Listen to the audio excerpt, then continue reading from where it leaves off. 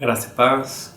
No capítulo 1 de Romanos, no versículo 17, nós lemos: "Pois a justiça de Deus se revela no Evangelho, de fé em fé, como está escrito, o justo viverá pela fé." Essa é uma passagem bastante conhecida, repetida, mas o que significa o justo viverá pela fé? Bom, no contexto em que o texto está escrito, no capítulo 1 de Romanos, Paulo descreve que homens não glorificaram a Deus, mas exaltaram a criatura ao invés do Criador. Na própria palavra, em Gênesis, nós vemos o relato histórico de pessoas da descendência de Caim, como Lameque, que desenvolveram grandes ferramentas e utilidades para toda a humanidade. Lameque desenvolveu e criou uma cidade. Seus descendentes desenvolveram ferramentas de corte, instrumentos musicais, foram os primeiros criadores de gado. Isso é bom, mas o grande problema está no propósito, aquilo que sai do coração deles.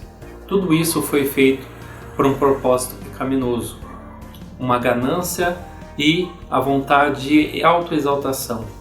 Longe de Deus, eles exaltaram a si mesmos em busca pelo poder. Esse poder que levou a uma grande corrupção e uma grande pecaminosidade. Eles viviam em pecado por causa desse poder. Esqueceram de Deus e viveram para si. Utilizaram todas essas coisas para conquistar povos. Assim foram os grandes impérios. A Bíblia também relata várias outras cidades que foram criadas em meio a essa ideia.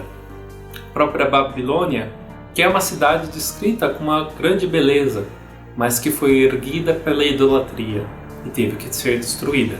Quando não vivemos pela fé, vivemos por nós mesmos. Em nossos dias vemos a história se repetir.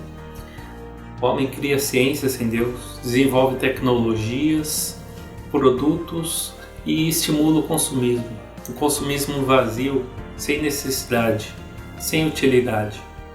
A pessoa consome aquilo não porque precisa, mas porque deseja.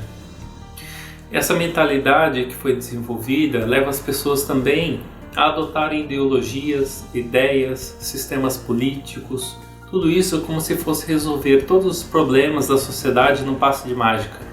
Mas tudo isso é vaidade. Nós percebemos nessa crise que tudo o que criamos em nós mesmos pode ser falho.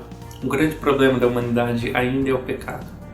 E o pecado foi vencido por Jesus Cristo, nosso Salvador, pela sua morte e ressurreição.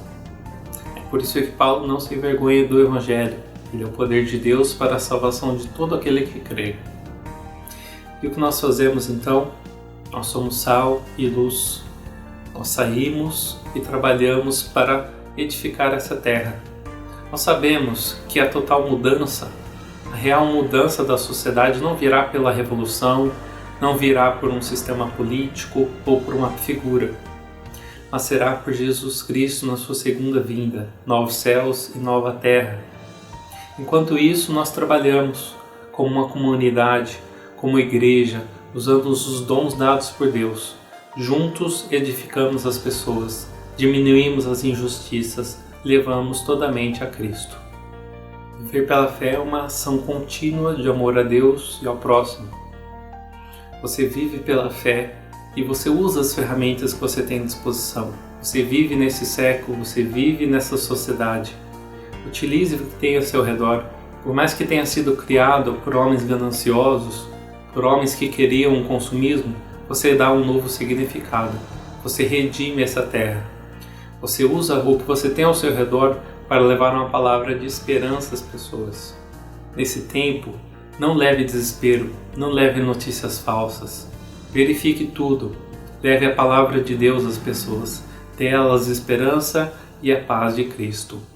Amém.